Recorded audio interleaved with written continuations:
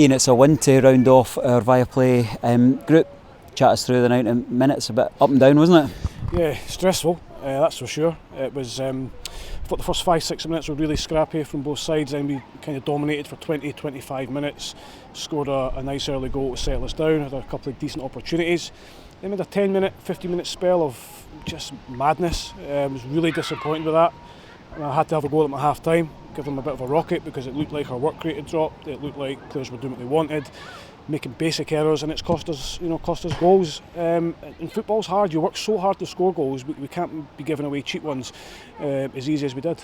We've worked so hard all week to make sure that there's not a drop in the standards. You often, when you have a really positive result, particularly against a team who are in a higher division, that you can step off and maybe see a wee bit of maybe entitlement might be a bit of a strong word.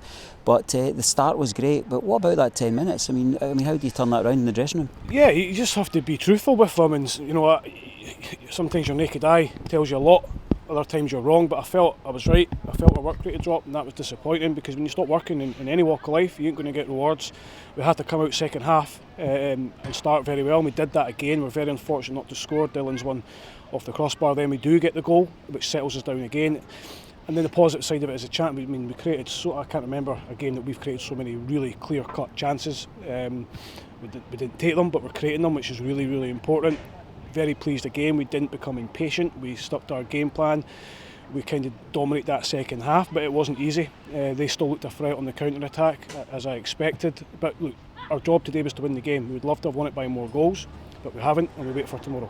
Is this one of those games where you actually go away and there's always a wish that we had got that extra goal, looking at how the groups sit across Scotland, but on another Saturday it's one of those frustrating games that you actually go away not having won?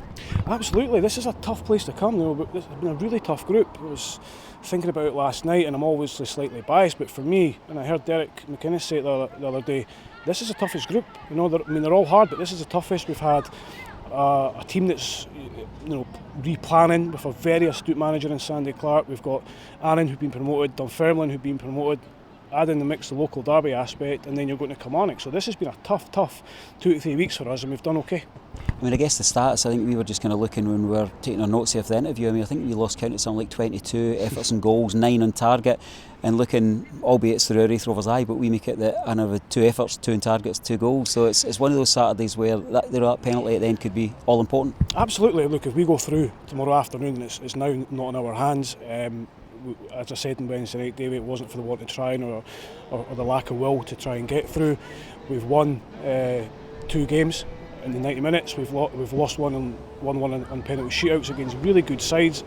Could we have done a wee bit more? Yeah, of course we could have, because we could have got that extra bonus point and we'd be sitting here nice and pretty now, but that's football. I'm very happy with the pre-season. We've played 8 games now, not lost a game, so it can only give us good confidence and good winning habits going into the campaign next Saturday. Probably got a good idea how you're going to be spending your Sunday afternoon now? I don't know actually if I will, because I don't know if I can watch it.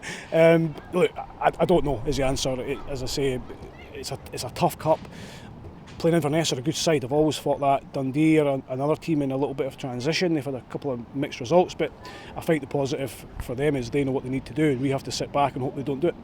What about knocks and bumps and bruises? No Jamie Gullen today, and Lewis has gone off just kind of late on, nursing what looked like a wee ankle knock or something? No, it's just tiredness really. He did take a wee kick towards the end, so we'll have to check that, but nothing major. Jamie trained yesterday, but he had to pull up. Still very, very tight. He'll be back in training Monday, Tuesday, so it's just a short-term one for him. Big Jack came off because he looked a bit tired towards the last 10-15 minutes, and we still have to be careful with his ankle. So yeah, look, no new knocks to my knowledge at the moment, just a bit of fatigue, and it's understandable. We've had a very tough game Wednesday. We've asked pretty much the same players to go again today, another away game, a bit of travelling involved as well, so we have to look after them. I know that we're obviously looking at the League Cup just now, and we'll see what happens tomorrow and maybe chat through the week about that, but there seems to be an enormous almost excitement round about the players at the end here, just in terms of an eagerness to get the league campaign underway.